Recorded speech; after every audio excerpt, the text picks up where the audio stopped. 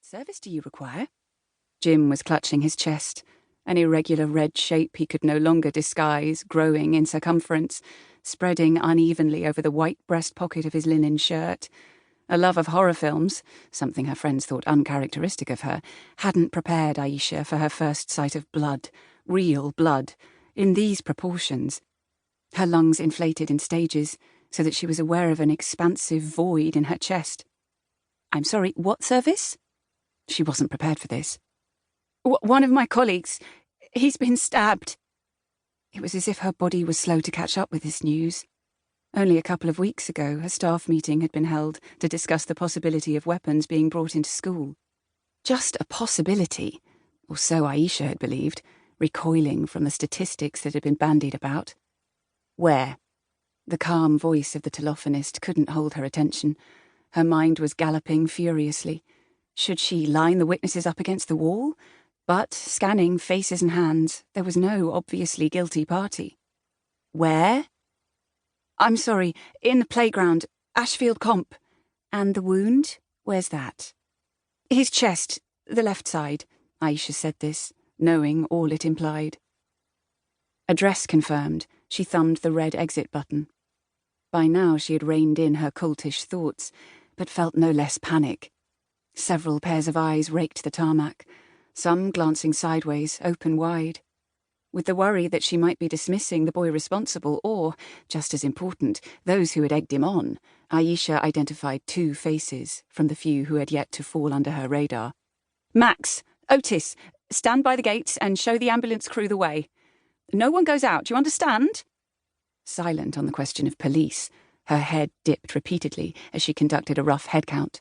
5, 10, 15. When she reached 20, she realised that, having stepped apart, the boys were still standing there. "Well, do you understand?" One eyed the other, suspicious at their pairing. "Why us, miss?" "This is an emergency. Move it!"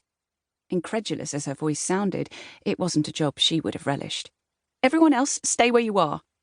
Knowing they would mill about, Ayisha tried to memorise the groupings, the 2s and the 3s. "Aw, miss!"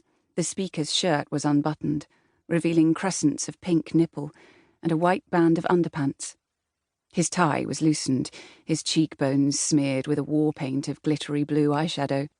Pinched between his fingers was the neck of a sagging balloon, stretched to capacity like a bloated udder, ripe for milking. Not him. Protest was their default reaction.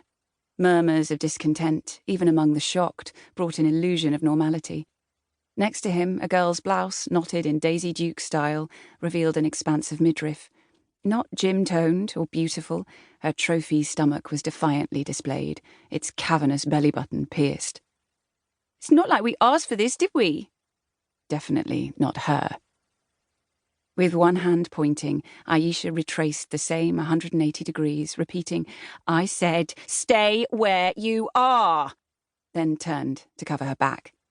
Experiencing a sense of how ridiculous she must have appeared, she dropped the smoking gun.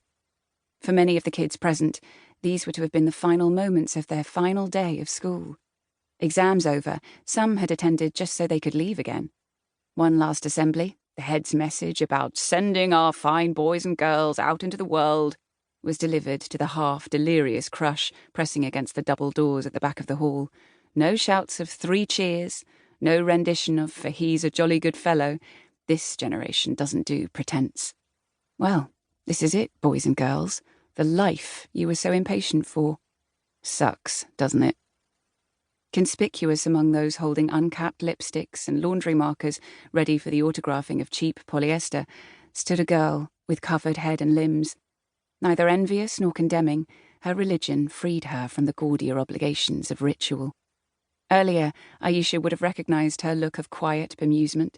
Their eyes met briefly before she tore herself away, confused by the apparent knowing she found in the girl's expression. All this in the space of a couple of seconds. She swallowed. "And I want complete silence." The boy had positioned himself behind Jim, kneeling awkwardly on the tarmac. "Like this, sir?" "Hands under my arms. I need to lean against you." This was not the time for Ayisha to remember how she had failed her St. John ambulance practical. She, little Miss Perfect,